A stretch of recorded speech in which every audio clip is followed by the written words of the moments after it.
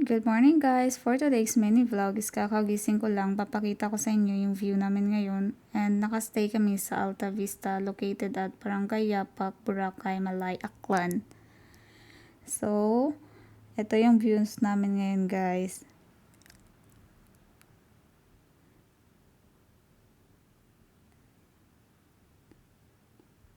And then, magluluto na ako. Magpe-prepare na ako ng food namin ngayon, which is pansit.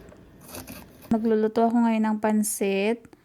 And ito, hinihiwa ko na yung gulay guys. Ayoko na magtagalog. Nagagaoy na ako ba? Kaya nagagaoy na ako mag-English. Kaya di magtatagalog ako ngayon. Magbibisaya na lang ako para hindi nila maintindihan. So ito, sayote. Hiwain ko na yung sayote ha. Kaya wala man ko pang gamit na hiwa. So, ito na lang. Kutsilyo lang. So, ayan. Dahan-dahan lang sa paghiwa. Kaya sugatan na biya ko. So, ito. Hiwa-hiwa lang. Pero, ito. 2 days lang man kami nagstay ba sa Alta Vista. Kaya naghalin man kami dason. Kaya kalain dito. Charot. Joke lang.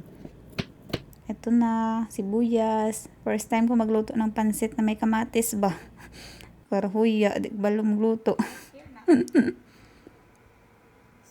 Ito, gisa bawang. Itong pangkawali. Huwag na brush yan. Bawang, sibuyas, kamatis. So, hindi ko alam. Wala man ko gamit kamatis. Pero request ni uncle mo. May kamatis daw ang pansit.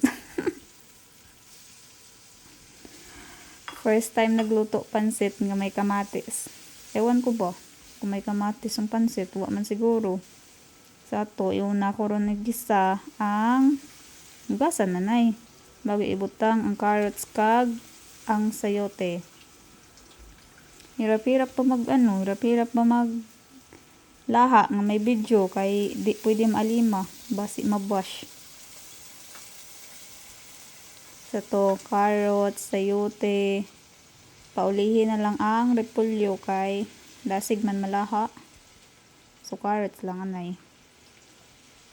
So, buhay-buhay pa. Kay gusto ko na alimahon. Di man pwede alimahon kay may gamantaw. Basi baya di magkaon kay basi higuan sa alima.